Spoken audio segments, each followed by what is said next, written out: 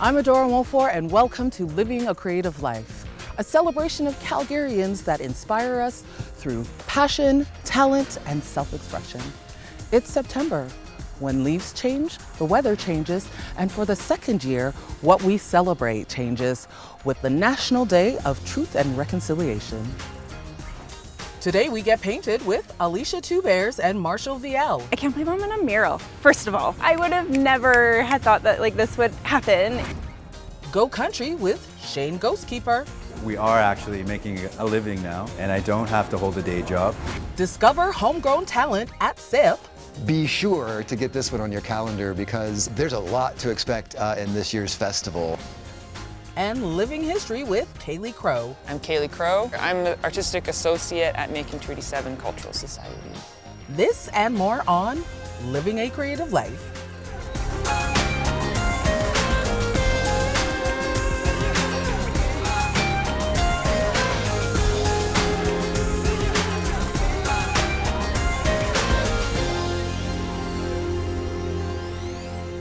What does it mean to be a muse or the creative mastermind behind a mural project showcasing the local Indigiqueer and Two-Spirit community? Multifaceted model Alicia Two Bears and creative director Marshall Viel reflect on representation in the city. So I just recently met you. I got to see the reveal of the 50 Shades of Brown mural. Can you tell me a little bit about how it came to be? We were trying to come up with a way for us to kind of really showcase the diversity of the Native community here in Treaty 7. We don't all look the same or act the same. We're not even the same shade of brown most of the time. And that's the beauty of this, is that we don't all look the same. We don't all act the same. We don't all come from the same place, but we do exist. And so I wanted to find a way to really honor many of the Two-Spirit folks who are from Treaty 7 or who are visiting Treaty 7 or who now call this place their home. And so I came about with 50 Shades of Brown.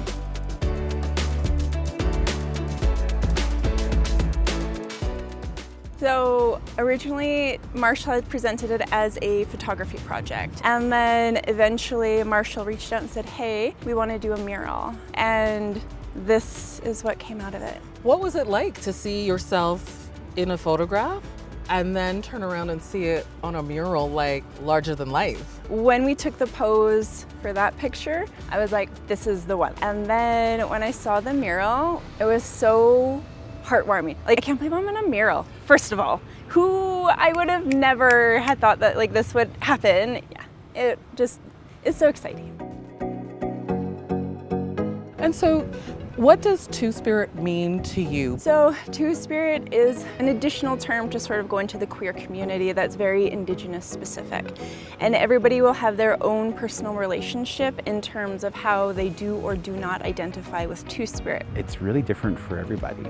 Because historically Two-Spirit folks were folks who've lived among us. They had very, very special roles, and so they helped to raise youth and to teach, because they're thought to kind of carry both the combined strengths of the fathers and mothers of our tribes, right? They were able to kind of think with both their heads and their hearts. So I personally didn't identify with Two-Spirit until maybe a year ago. And the reason is that I hold it as a very ceremonial position. And so I was like, I don't run ceremony, so I'm not Two-Spirit.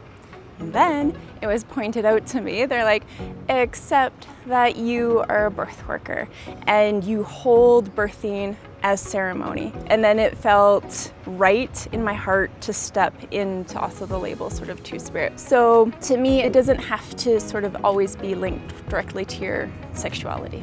The concept of being Two-Spirit, of being queer, has been something that has been erased, because there was a lot of shame that was placed on being Two-Spirit within our own communities as well. And because of that, I find that everybody's kind of on their own journey of trying to discover what being Two-Spirit means for them. For myself, I think it gives me the freedom and the creativity to create the world that I want to explore and the world that I want to live in as well.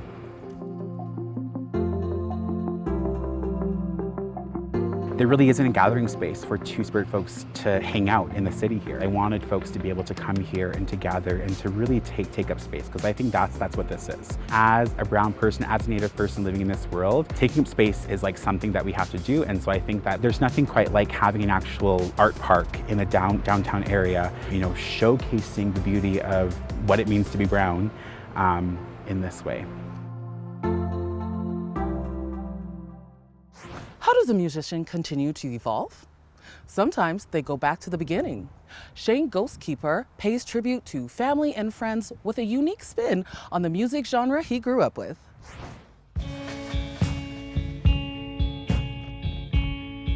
Really busy these days as an artist. I'm very grateful. Released another new Ghostkeeper record last May. I'm simultaneously working on a solo record. So this solo thing now is an exploration of the country music that I grew up on. It's still very sincere and very heartfelt for me. There's stories of my family from up north in a way to honor my people that I grew up with. I guess tell those stories in a sincere way. Yeah, I'm thinking about them all. I'm thinking about all my people up north. Also, you're not the type to feel so sorry for yourself from all this truth and reconciliation. Sarah, she's the love of my life. I met Sarah before I was an artist. Slowly started showing her some of the stuff that I was doing, and she thought it was something. So she convinced me to really go for it. In terms of writing and creating a band, Sarah and I, our romance, it's the foundation of our songs. It's been our one foundation for creative outlet, for expression. Sarah and I have never been studied musicians, so we've kind of just made our own. We met our own music, and unpredictability is basically our musical mantra. We're always having discussions about whether or not we're providing our audience with something unique and unpredictable.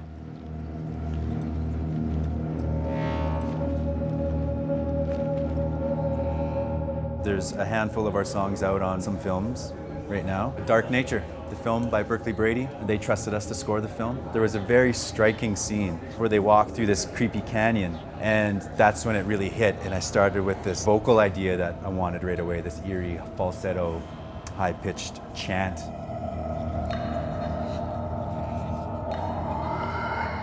And then from there, it was like, yes, we got something. And then we just kind of worked backwards and frontwards. And it's something that we're pretty proud of the results. And I can't wait for everyone to hear it and see the film. It's going to be at the Calgary International Film Fest, so you can see it there.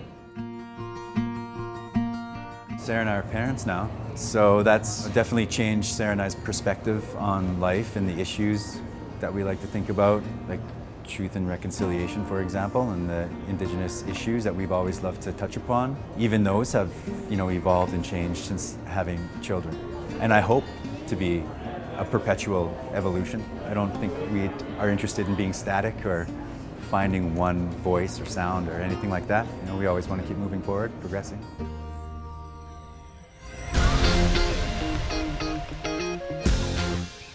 The 23rd Calgary International Film Festival runs September 22nd to October 2nd. We spoke to the festival's artistic director about Calgarians' contributions to this year's festivities.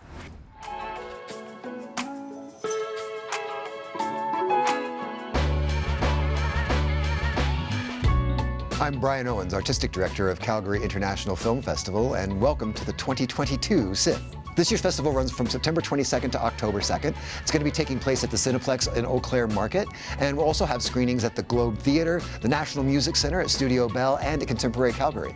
There's a lot to expect in this year's festival. We've got so many films by talented Calgarians, from Berkeley Brady's Dark Nature to Wendy Hill Toots' world premiere of the documentary Insanity, and Laura O'Grady's Francesca Prairie Queen, which is also a world premiere. That's just 3 of 17 Calgary filmmakers that we're highlighting in this year's festival. Filmmaking is a collaborative art, and when filmmakers can come together, that just creates even more collaboration. So the opportunity to not just watch movies and be inspired by them, but to talk to your fellow filmmakers only boosts the creativity in the city. Over the years that this festival's occurred, one thing that I've noticed is with each passing year, the locally made films just seem to get stronger and stronger and stronger. And I think that's because people come together, find those networks and relationships, and start working together. And when we work together, everything we make gets better. So this year we are going back to 100% capacity in theaters, and we're excited to do that, but we haven't left the online world completely. There's still going to be a couple of dozen titles that you can check out during the last 4 days of the festival from the comforts of your couch. And you can find out all this information at sifcalgary.ca. Once again, the dates for Calgary International Film Festival are September 22nd to October 2nd. I look forward to seeing you there.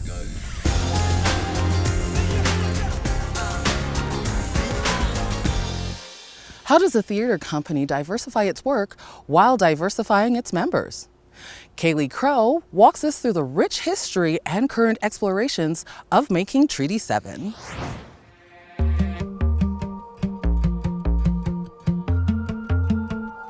Tell me a little bit about making Treaty 7. So this is a company that's been around for almost 10 years now. Calgary was named Canada's cultural capital, and there was a couple of artists from One Yellow Rabbit who wanted to bring in some Indigenous voices into that celebration, and they came up with a theater show.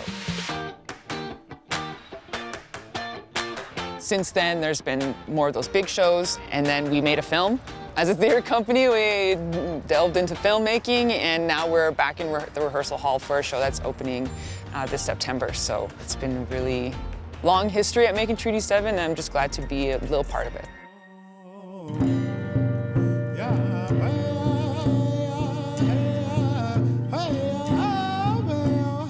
This film that was made, what is it called? It's called Istotsi, the land we live on. And it was filmed, actually, we filmed a lot of it in the same spot right here at the confluence. We had 8 young artists that we brought to Fort Calgary to each create like a 5-minute piece, but we were able to really put together a beautiful film. It's actually screening at Fort Calgary till the end of October on the weekends. So we're busy at Making Treaty 7. We're in rehearsals right now, putting a show together called Ogosi, which will be opening on September 22nd, which is Treaty Day, and running until October 1st.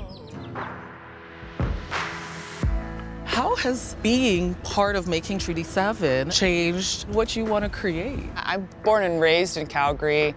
My family on my mom's side is Métis. My dad's side of the family is Scottish. Working with Making Treaty 7, just getting to meet with other Indigenous people and feeling recognized in someone else and being able to give that to other people. And it really got me thinking about my theater practice and the kinds of people that I really feel like I'm speaking to in my work, and I think I'm in a good spot to provide.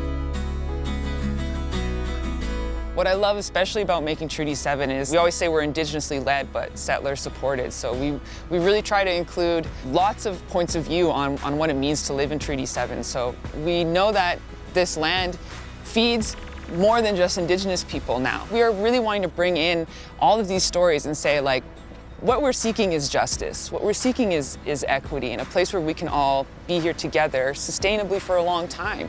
That's, you know, that's all we want. That's all we want. And that's just a glimpse at what makes this city special. The people. Thank you all for sharing. If you have a project, story, or example of living creatively, please share to submissions@calgaryartsdevelopment.com or with the hashtag YYCLCL. See you next time on Living a Creative Life.